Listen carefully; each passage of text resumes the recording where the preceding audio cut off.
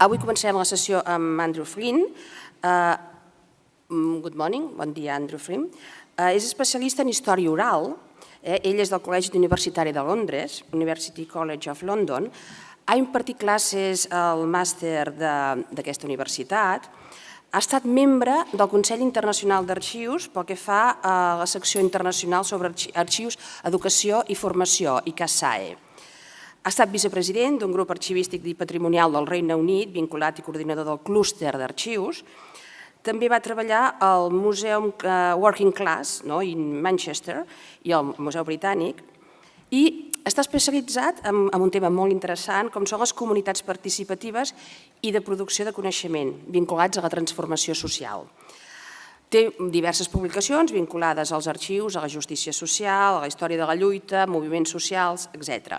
Bé, doncs avui gaudirem d'aquesta sessió. When you want. Gràcies.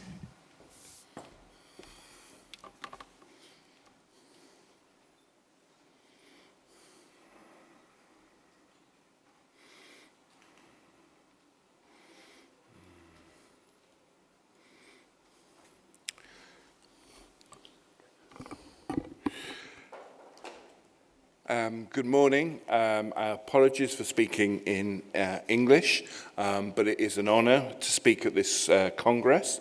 I had quite a journey yesterday to get here. I'm usually a supporter of industrial action, but the French were quite trying yesterday. But it's a pleasure to survive. It's a pleasure to be here, even if I went via Seville, which was slightly unexpected. So a few words about myself. I realised that I've been introduced, but I thought I'd introduce myself both as a younger man in the middle with more hair, and to give some context to the things that I'll say this morning. By training, I am a historian, and for quite a long period I was then the archivist at a museum called the National Museum of Labour History, now known as the People's History Museum in Manchester. And it was there that I began my interest and understanding of the past, and specifically as a useful resource for contemporary struggles and for changing the future. So the notion of a useful past is one that will be, I think, key to what I talk about today. I left the museum around 2000, and since then I've been a lecturer at UCL in the Department of Information Studies, teaching and for a period directing the Master's Programme on Archives and Records Management. During that time I've researched and written extensively on topics relating to public history, the useful past, and in particular community archives. My interest and expertise in the latter is not really confined to research and observation. I have also been, almost since its inception, an active member and sometimes chair and vice chair of the UK Community Archives and Heritage Group, now a special interest group within the Archives and Records Association. And I should just say that the photographs that are along the top are of the National Museum of Labour History in its two iterations, both in Manchester, both of which I worked in, and then we've got some materials about community archives at the bottom. So these are the topics that I'm going to cover this morning. So I'm going to talk about Howard Zinn, the American historian, and how some articles and speeches he wrote kind of set on train a kind of consideration about a more active and activist approach to archives. I'm then going to talk a little bit about community archives, mainly from a kind of UK perspective. What are community archives and how are they organised and motivated? What kind of things are they interested in doing? And then finally, I'm going to try maybe a few words about active history making and some of the challenges that we face in that area about the kind of activist or citizen archiving. So to begin properly.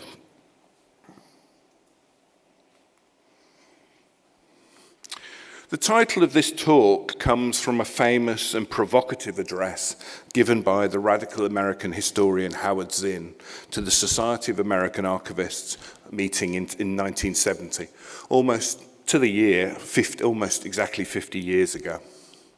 The original talk was described as being as shocking and offending many in his audience, but it was also welcomed most enthusiastically by a relatively small group of mainly younger archivists. And its influence has been significant, being referenced by many advocates for a more active and activist version of archives, even before it was published and made widely available in the late 1970s. So for about a decade, it sort of existed in references and speeches by others, of people who'd attended or heard about this speech and kind of sort of referenced it. And of course, it wasn't entirely new. Zinn wasn't the first person to make these arguments, but he became a sort of standard bearer for it. His words challenged an English-speaking archival tradition, which, following Sir Hilary Jenkinson, the originator of much of that tradition, viewed the archivist as perhaps the most, and I'm quoting, selfless devotee of truth the modern world produces, and viewed archives and records themselves as impartial and objective carriers of truth, maintaining that archives were not drawn up in the interest or for the information of posterity.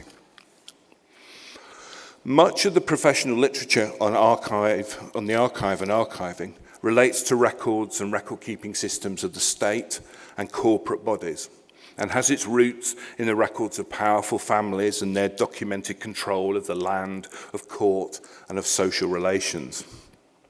The foundational texts of English-speaking archival theory and practice were written by authors thoroughly embedded in the national archives of the US and the UK.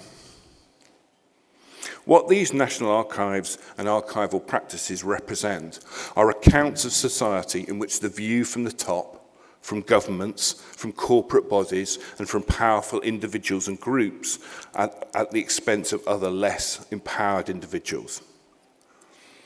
It's not that citizens, including those most marginalized and least empowered, are not present in the archive, but they are rarely there in their own right and with their own voice, particularly if they come from communities where literacy levels are low and culture and memory tend to be transmitted orally. Rather, they frequently appear as the subject of the state's gaze, the object of some action documented through the records, through the criminal courts or through welfare provision, for instance. Zinn's point was to challenge that any of this, including the role of the archivist in managing and making such materials accessible, could be considered neutral or impartial. For Zinn, the archivist, like the historian, as we'll see in this quote up here, could not be considered neutral, as theirs were inevitably, unavoidably political tasks, whose decisions had consequences on lives, and the rebellion against these normal roles was a humanizing of this inevitably political craft.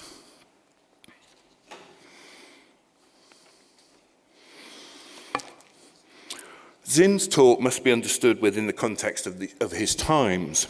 The Vietnam War, the leaking of the Pentagon Papers, and the struggles for civil rights and equality within society, in America, but more generally as well. In advancing the spirit of democracy, Zinn had a number of proposals for archivists, including that they should, and I quote, engage in a campaign to open all government documents to the public, and 2, compile a whole new world of documentary material about the lives, desires, and needs of ordinary people.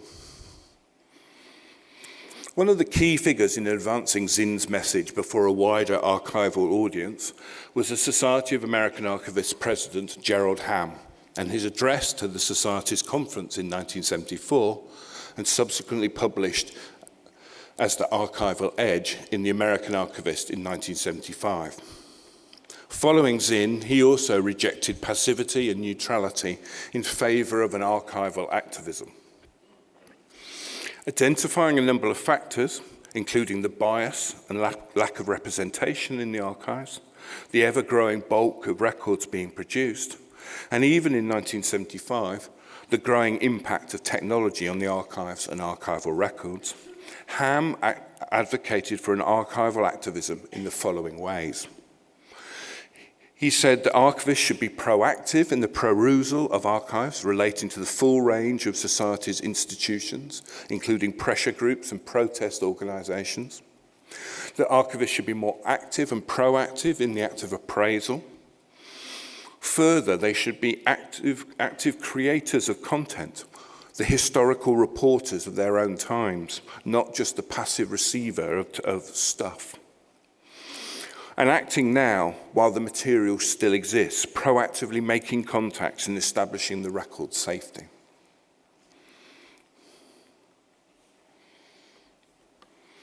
The arguments advanced by Zinn and then Ham, denying the neutrality of the archivist's role and recognising that advocating for an active, even activist response to challenging the status quo and support wider and broader representations and campaigns for social justice, were taken into the 21st century by the likes of the South African archivist, activist and thinker Vern Harris.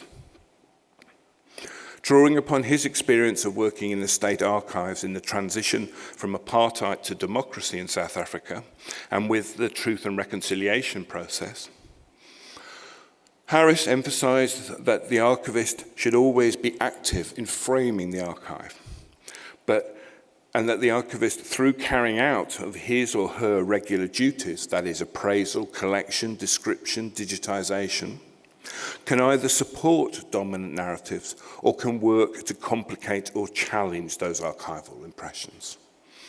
So the message from Harris, building on that message from Zinn and Han, and from within the context of the South African archive system, was being neutral, doing your role without thinking about it and without thinking about challenge, was actually supporting and preserving that state, those state apparatus. And obviously within the context of South Africa, that's a very serious and dramatic state.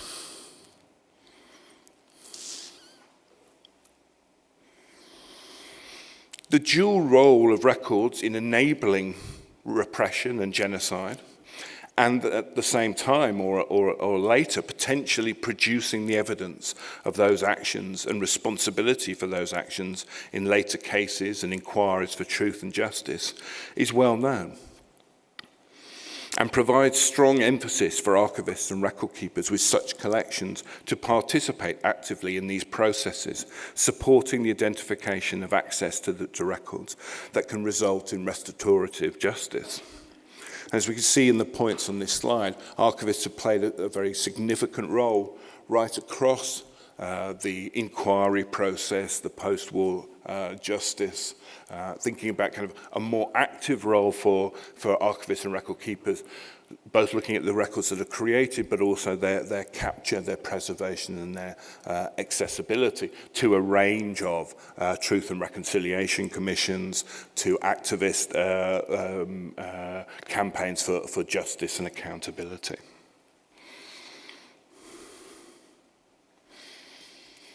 So the most text-heavy slide that I'm going to show today, mainly because I'm blowing my own trumpet here.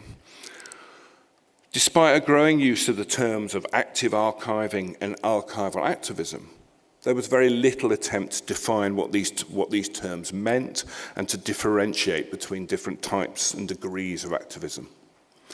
So in 2015, along with a colleague, Ben Alexander, I sought to identify and describe what I thought were 4 different categories of activism within the archival field.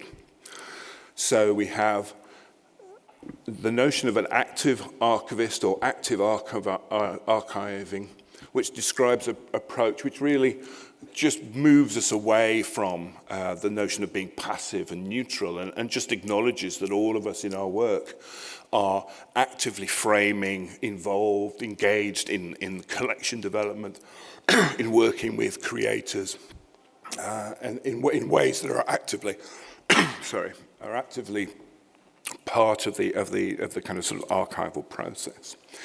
And then the next 3, I'll take that kind of sort of active into a more active perspective. So archiving activism, I think, is a fairly straightforward concept of thinking about those archivists, either professional or non-professional, who seek to document social movements and political parties and political campaigns. So their focus is on the documenting of activism. And then the last two categories are ones in which we're actually thinking about the kind of sort of the archiving as being a form of activism, or thinking about archiving as there are dimensions in the archival practice which are activist focused or focusing on activist goals. So the first, archival activism, describes roles in which archivists, frequently professional archivists but not exclusively, seek to campaign on those issues that are directly archival related, around freedom of information, for instance, around open government access rights, but also may seek to use their collections to support activist groups and social justice aims. So there's both a kind of a sense in which people are identifying key issues around the access to material, privacy issues, perhaps, or also using their collections in the support of a particular campaign, a campaign for sort of justice around state repression, perhaps.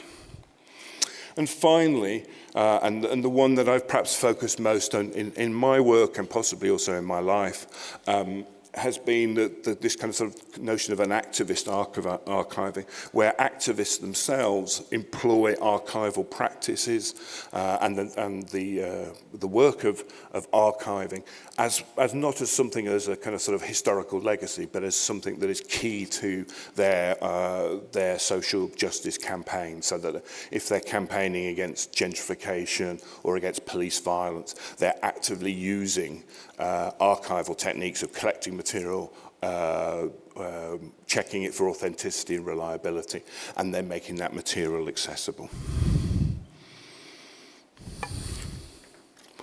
So all of the independent community archives that I'm going to discuss from this point on would represent an active approach to archiving, but most would also fall under more than one, or will fall under one or more of the other three categories.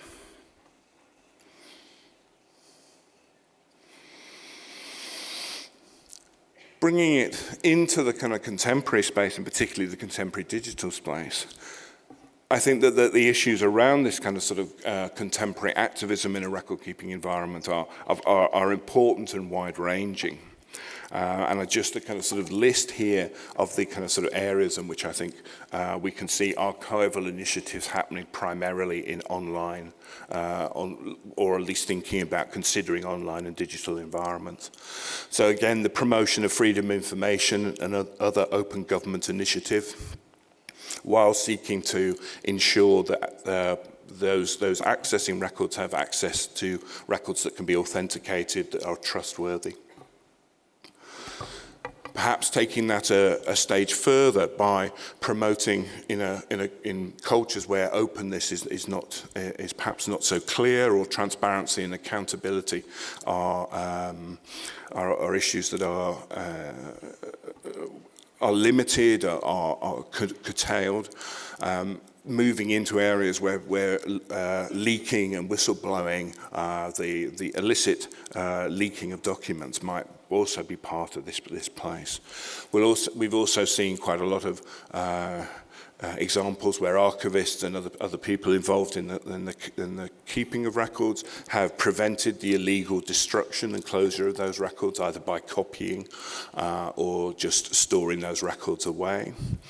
There is a whole area of what sometimes is called guerrilla or community-based documentation. Some of this has happened around climate change. A lot of it also happens around interactions with the state, around police, or in war zones. And I'm going to give some examples of archives that have emerged from Syria in particularly. And the final area has been a kind of sort of widespread and growing movement to be thinking about promoting rights in records, including both those rights around access, but also around privacy and the rights that surround privacy, particularly for those most in need. So thinking about people like refugees, those who have experienced the care system, victims of human rights abuses, including police violence and sexual violence. So there's a whole kind of sort of agenda of archival, record-keeping, activism, which not necessarily is being undertaken by only archivists or indeed professional archivists, but often is a sort of combination of a range of actors. So now I'm going to move on to the second half of what I wanted to talk about, which is about community archives. And in talking about community archives, I'm going to do that again from a very UK-based focus. That's where the community archive movement has really had a growth in recognition over the last 2 decades, although my experience would tell me that the community archive movement is much older than 20 years. In fact, it's as old as people have been interested in collecting records and memories of their communities and of their families. But also, it's clearly not just a UK or a European or a Western phenomenon, that in different forms it takes place all over the world. So while state records can be read with and against the grain to reveal how these bureaucracies and power structures function, the silences, absences, and misrepresentations remain. In recent years, much examination of mainstream archives and archiving practice has frequently focused on how the activist archivist might act to transform these mainstream archives. So a lot of what I've been talking about up to this point has been about kind of sort of transformation of practice within a professional or a collaborative context. But there is, and there has always been, another response to such absences. That is the constitution and maintenance of independent, community-based archives seeking to counter the silences and misrepresentations apparent not only in mainstream archives, but also in those societies as a whole. So the absences and the gaps and the misrepresentations in our archives mirror those misrepresentations and marginalizations in society. It is these community-based archives, with their acts of heritage recovery and archival activism, that I'm going to carry on to look at in more detail now. The term community archive was first widely adopted in the UK in the early to mid-2000s and was initially often identified with local online platforms on which digital images, typically scanned historical photographs and documents, were shared with the community, generally identifying with a geographical place or location. However, the activity of individuals and groups actively collecting archival material was simultaneously a much older and much more widespread practice than this, incorporating the physical and virtual collection of materials relating to a wide range of identities, social movements, and interests. The terms community archive and community-based archive have since gained widespread currency in the English-speaking archival world and have begun to be used elsewhere, including most recently in Korea, China, and Thailand. However, there are many different terms and many different definitions which are employed to describe the activity of community-based and citizen archiving. Whilst many of these initiatives do employ the term archive to describe themselves, many of them do not, referring themselves instead as resource centres or museums or oral history workshops. In recognising the diversity and variety of community-based archiving and the impreciseness and somewhat problematic nature of the terms, many observers, including the UK Community Archives and Heritage Group, which I'm a member of, have sought not to prescriptively define the activity, but to rather describe some general characteristics, such as community volunteers engaging in a task of documenting, recording, and exploring their own heritage in order to counter the misrepresentations of those memories and histories. The descriptions or sort of definitions that I've placed up here on the slide go a little bit further, I think. The description here from a conference in South Africa in 1998 and my definition from 2007 stress a greater level of community involvement and view community archives as participatory activities. The participation in the telling of one's own history via collecting of materials otherwise ignored. And that notion of some control over the process and some participation in the process by communities, I think is essential. The motivations which underpin community-based archiving are long-standing and draw upon traditions of non-professional, non-academic knowledge production, which include local historical societies, the political struggles around civil and human rights, in particular in the 1960s and 70s, all of which have stimulated an interest in the past and the development and practice of history-making, history from the below-making, into a common activity. In common with community-based archives, all these movements and approaches combine an interest in different historical subjects and voices, those previously absent, with an approach to archival and research practice which place non-professional and non-academic researchers at the heart. So now I've got a few slides which give some examples both of the types of community archives, but also some of their kind of objectives and motivations.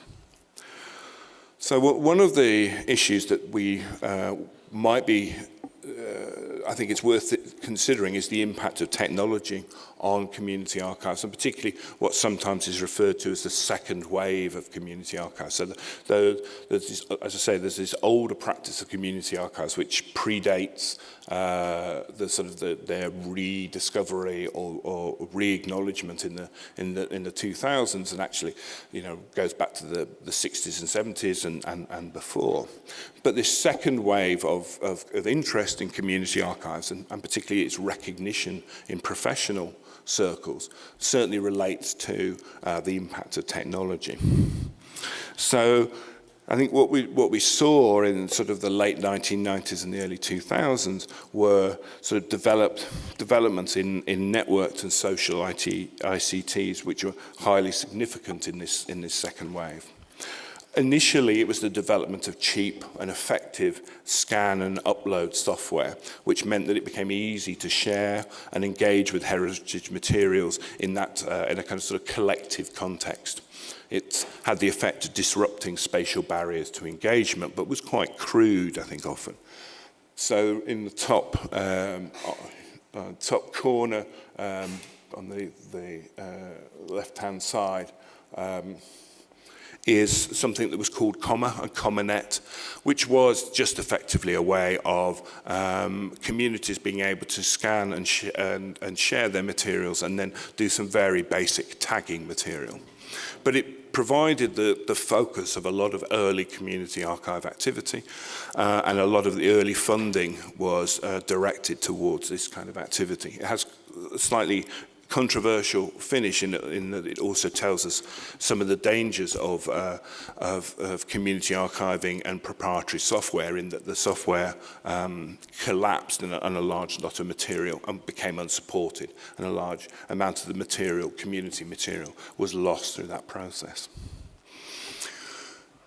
The one below that is a much more successful example, and an example of how the technology kind of sort of moved into a more complex, more nuanced approach, this is called My Brighton and Hove, from the town Brighton, which has somewhere around 10 to 12,000 different images and pages and shared on it, that's gone through all the different iterations that community archives now, and it's now effectively it's moved from a specialist piece of software to something that's really, I think, WordPress based. And that tells another story of where technology has kind of sort of moved with the community archives, which is effectively the social media platforms, which again, as we know in all other aspects of life, have been very effective for building communities and sharing content and responses. In some ways, it's been argued that the digital space and the affordances of those digital social media spaces have had a transformational impact on community archives, not only allowing people to create and share their material with their chosen community, but also, and to build that community, but also to do so in ways which are increasingly complex, artistic, and allow for the creation of both individual and collective heritage narratives. It was also the focus of a lot of external funding in the UK, because it was also seen as a tool for providing people with digital skills. So the community heritage movement and the link with technology and digitization was seen as a way of building sort of social capital and building social inclusion. So we see that in this kind of world that we've had a building of communities, mobilization of solidarities, alongside of shared heritage, including and not just around local communities or place-based communities, but also around other disadvantaged, marginalized, diasporic, other communities that are disparate and distributed. But of course, there are also concerns. So the concerns is probably where I'm going to end at the end of this. I'll just hint at these now, but there are also obviously concerns about digital divides and unequal access to resources, the long-term sustainability of these materials, what happens with proprietary platforms and their control over material, but also their willingness to delete material, and ultimately questions about the ownership of digital community heritage.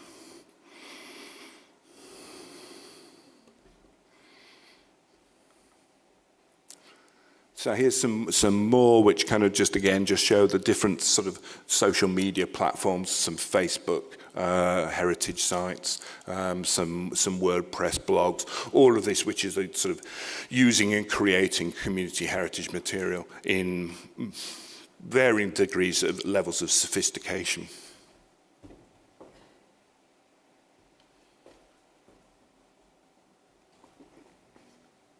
Sorry, another long quote, but then we'll... So this long quote, for me, neatly summarizes what the different purposes we find in activist-minded community archives. Community and activist education scholars, so these are educationalists, kind of sort of radical educationalists, so Chowdhury and Valley, have demonstrated the importance of learning about the past and using archives for successful and effective community activism. The different roles that these archives play, ranging from collecting materials and objects relating to historical events, to online video and reporting of contemporary events such as war, revolutions, and interactions with the state, can, drawing on Chowdhury and Valley's work, as well as my own and other scholars like Michelle Caswell from UCLA, be categorized as I've categorized them into kind of three separate categories. That is recovery and preservation, creative and innovative use, and then finally aspiration and contesting the future. And in the final section of my talk now, I'm going to sort of give some examples of these different approaches. So that's recovery and preservation, creative and innovative use, and aspiration and contesting the future.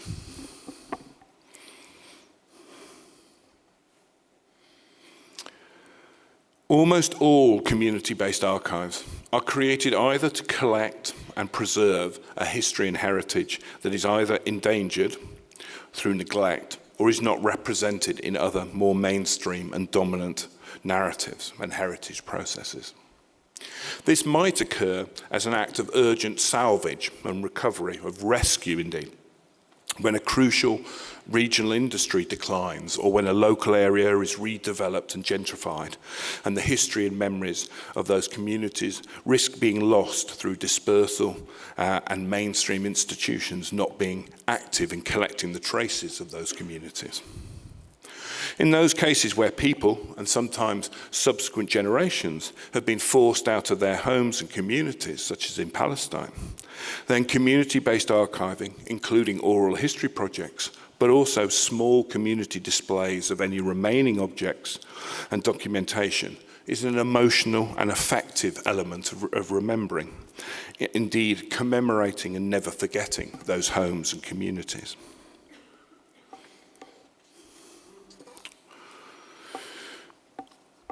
Finally, there are also, next, there are also those situations where the active collecting of materials, such as footage and reportage, contributed by ordinary citizens in times of upheaval and revolution, is a response to the deliberate removal of such material from sites like YouTube and Facebook under pressure from the authorities.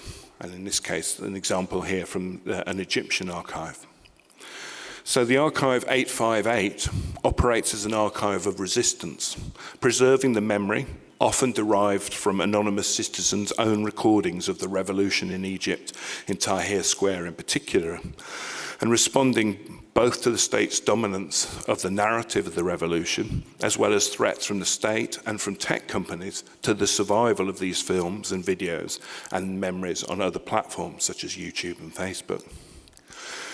In these cases, the act of active rescue or salvage and then preservation is an activist action of preserving the memories of the recent past for the future and for providing archival evidence of what happened as inspiration or, in other cases, for future legal action. One activist archivist involved in 858 has described it thus: "Putting together this archive is a subversive act. It's a way of battling the narrative being put out by the state to erase history, to have people forget what was possible."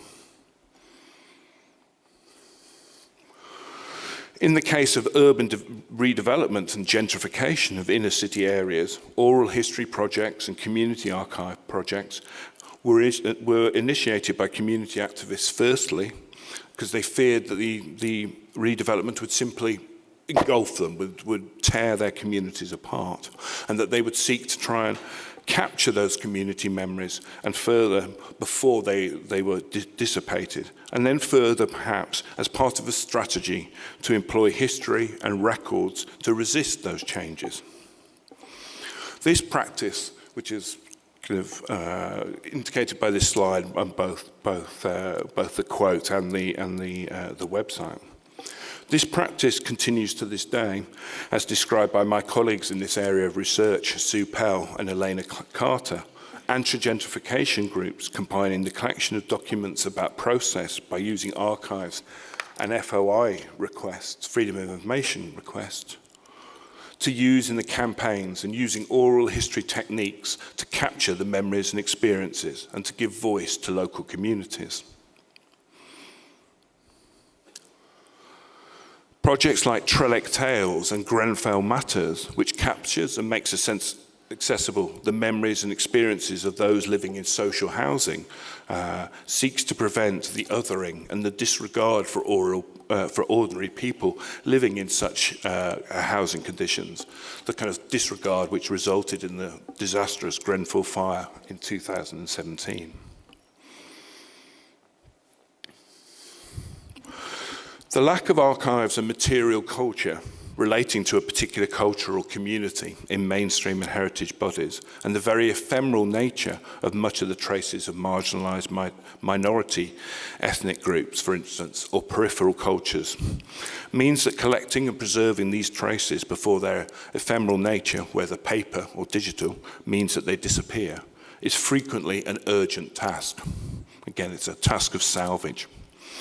Crucially, however, the ephemeral condition of the material preserved, a flyer, a ticket, a message board, an unmaintained web page, does not mean that the material that they contain is ephemeral.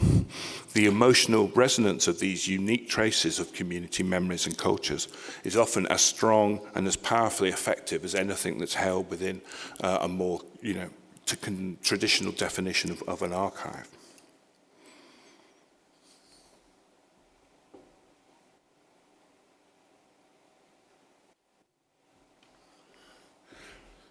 So moving on from rescue and salvage, noting that recovery and salvage are really crucial, but they're rarely enough. It's rarely, in community archives, in activist archives, we're rarely talking about preservation for preservation's sake. Even more so than in heritage bodies, where the motivation to preservation and the conservation of culture may be an overriding motivation. Community archives collect to share and use. Ultimately, the use is the primary driver, even if use may in some cases damage the preservation potential. There are community archives out there who are much more concerned with the use than the long-term preservation of their material. Whether it is collecting and documenting community history and cultures, primarily for sharing within the community, perhaps cross-generationally, or whether the intention is to make an intervention into narratives in other communities or in broader society, the stimulus to use and to share is usually paramount. This sharing and use is clearly seen by participants as a political act, one that is making a difference, whether to individuals and community's sense of self, or in a sense of understanding of using history, the useful past to support contemporary struggles and campaigns. Returning again to Aziz Chowdhury, the community education researcher that I talked about before, Chowdhury rejects the binary between activism and learning, and rather suggests that the most effective activism is underpinned by learning in many forms, including the knowledge of the past and activist experiences. He sees certain forms of community archives and community-based history as making activities a crucial component in many social movements, community-based movements. So he sees this heritage learning as a crucial component of activism.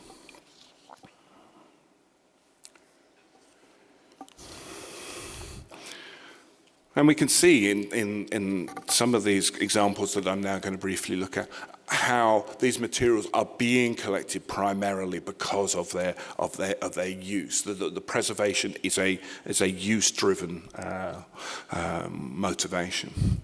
So the explicitly participatory and citizen-led People's Archive of Police Violence in Cleveland, which is supported by liberatory archivists and other activists, seeks to collect, preserve, and share the stories, memories, and accounts of police violence as experienced or observed in the US city of Cleveland, and to hold them in a safe and secure space with a purpose of documenting, providing evidence, and ultimately helping to get justice for the victims, but also, and perhaps most crucially, dismantling, providing a kind of sort of narrative and a record base for campaigns to understand and then dismantle the systems that legitimize and make such state violence occur.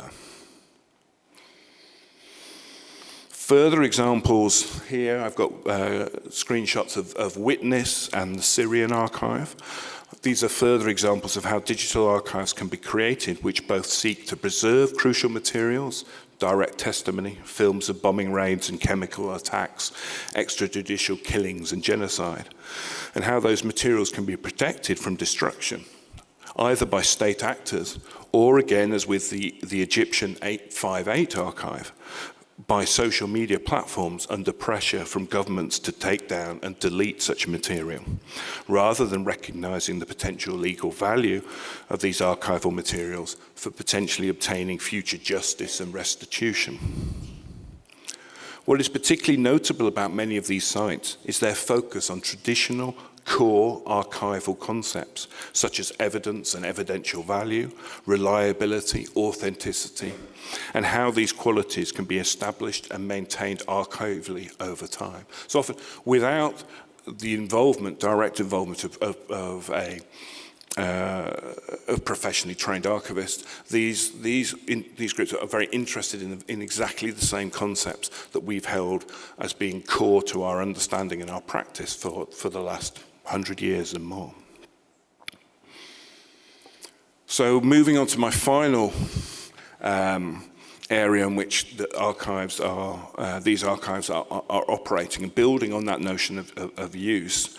Again, this is about aspiration and about the future.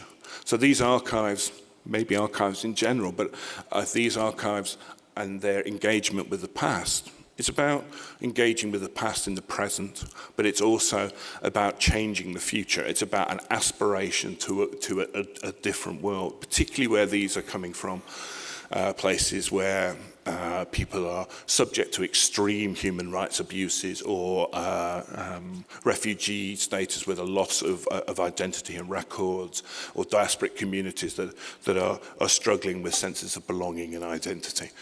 The archives and their use in these senses are about looking towards the past as a way of finding different pathways to the future.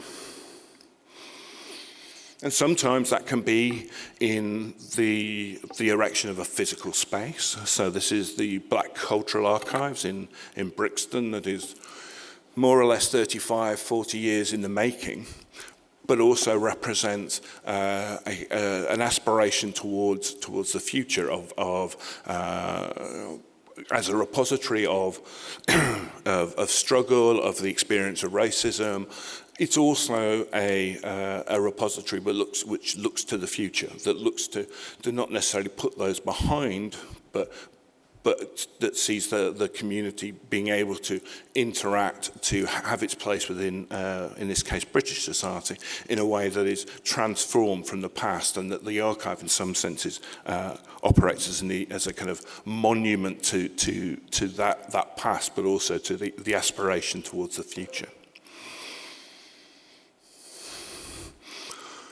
One of the phrases that's very dear to my heart, but it's also kind of very in play in a lot of these archives, is this idea of another world being possible.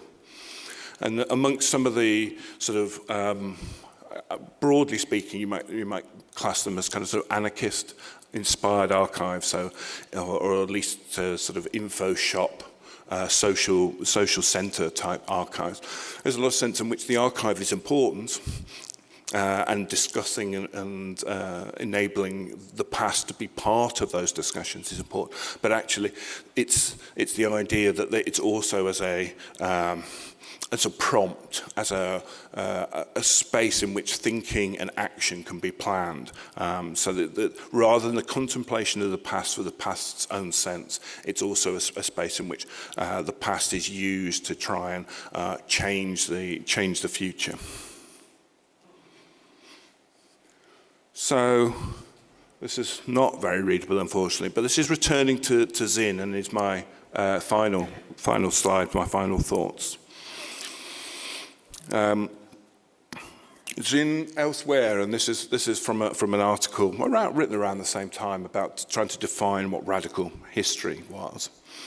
And again, in the same sense as the sense that he was giving around archives, and the sense that I've given around archives, is this important sense that this isn't a leisure activity. This isn't an activity of kind of academic ivory tower. This is a real world, real life activity, which the engagement with the past is to try and improve the present and change the future. And it sees history making and archiving both as a practical resource for campaigns against gentrification or police violence, for instance, but also in the sense of looking for alternative and contingent histories, how things could have been different, how things will be different. So it helps us to make this idea of another world seem possible.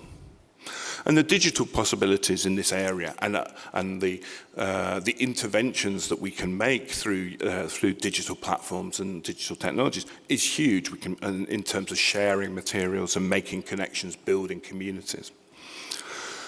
But we also need to bear in mind the challenges of this, not least in the sustainability of community and activist-led archives.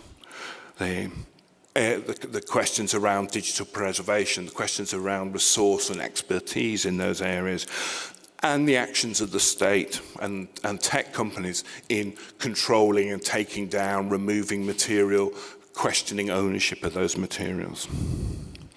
There are a number of professional and community collaborations in the UK and the US looking at precisely this issue today. But it remains, for me, actually, I think, probably the most pressing issue that we face in thinking about these kinds of materials, the impact that they make, and how that impact might be continue to be felt in the future. Thank you.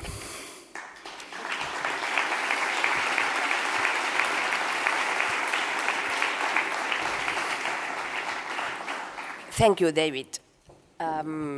So interesting speech. Thank you. Do you have any questions? Teniu alguna qüestió, alguna pregunta?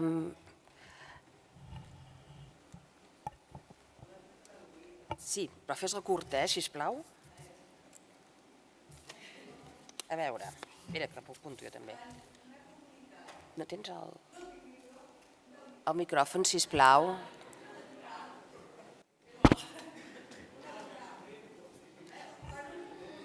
Sí.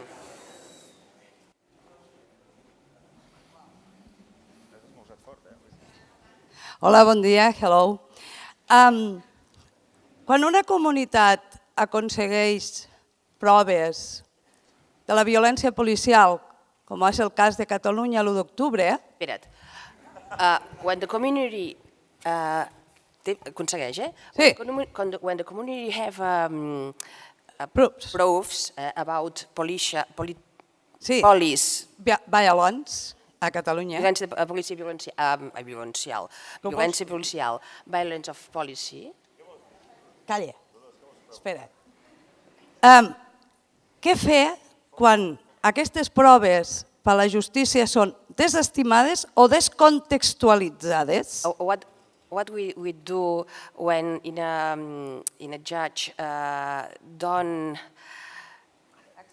accept these proofs because put in other context and I els poders dels mitjans de comunicació silencien la realitat que es té en proves. Ja està. And when the newspaper and the social medias and the other things silence these proofs. Do you know what she wants? So I think it's a really good question, and it underlines the kind of sort of the problems of operating in this area, and I think there is no easy answer to that. So how do we get courts to accept the veracity and evidential value of materials that are coming from a community-based material? How do we use that material to challenge narratives that appear in newspapers? I think that those are all questions that those communities and those activists are grappling with. And one of the ways that they grapple with, there's a sense in which they also question some of those kind of sort of evidentiary biases, but there's also another sense in which they do a lot of work, and you can see this in many of the examples that I had here, is actually those same qualities that we think are so important in being able to demonstrate the metadata that surrounds the video, to be able to provide degrees of kind of authentication of more than one source. So all those qualities that we're thinking about, this is again also the case in some of the work that's being done in Syria, in bringing together as many sources as possible rather than just relying on one. And then I think the idea is also about, in terms of kind of newspaper narratives, is that if you build up enough material that has these qualities, then you can begin to challenge some of those newspaper narratives. It's not an easy thing. So that the example that particularly springs to mind in my UK context is the case of Hillsborough, where the Liverpool fans were for a long time blamed for the deaths that occurred there because of a very strong police and media narrative. And it was only through long campaigning, relying on records, that eventually, and this is still an ongoing judicial thing, but in terms of the kind of narrative, that narrative has changed. But it was only changed through a great deal of campaigning, but crucially that campaigning essentially became based on the weight of the evidential record. Yeah. So it's a tricky question. Thank you. Teniu alguna altra pregunta? Bé, doncs ara passarem a la propera. És que no... Vale. Sí. El micro, sisplau.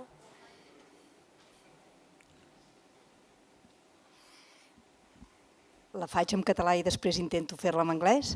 Des d'un arxiu audiovisual, quina hauria de ser la forma correcta de comportament quan et demanen imatges des d'una autoritat judicial policial per identificar membres de la comunitat que estan fent un acte de protesta?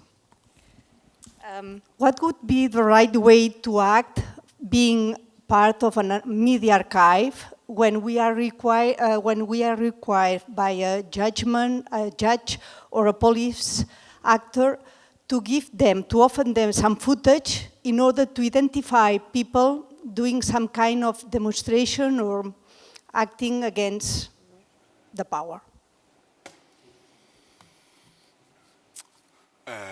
Yeah, again, I think that's a really crucial, and it's one of the things that I mean. I know that these archives take hugely seriously in terms of how the identity of the people who are giving them the material, and also the identification of anybody who is in any material. They take that really seriously. But it's a piece of work that we're doing at UCL, which is particularly looking at the dangers for activists about their own kind of record-keeping practices or these types of archives being facilitating state action, state repression. So how are those questions addressed about how do you keep the material confidential but still usable? How do you keep the identities of those people who have contributed the material a secret from the police if the police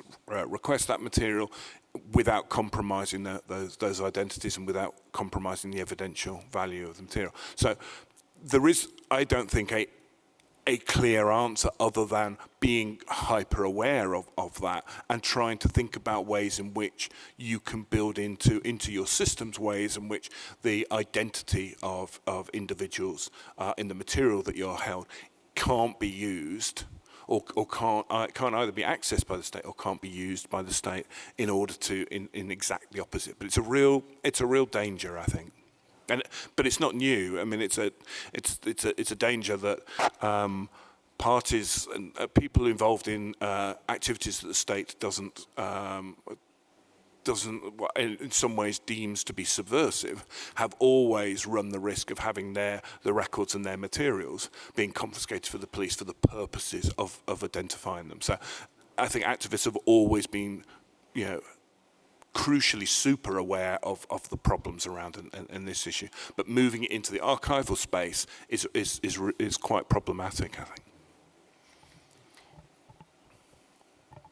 En teniu alguna altra de pregunta? És que des d'aquí costa de veure si hi ha alguna mà aixecada. Bé, thank you, Debbie Flinn. Donant acabada aquesta sessió, sí que us recordo que la Darra Hoffman, que tenia la sessió ara aquí a les 10, al teatre, perdoneu, passarà a les 16:15, a un quart de 5, al teatre mateix. I que ara a les 10, hi haurà les experiències curtes de gamificació, que hi ha hagut un canvi, sobretot. Vinga, gràcies.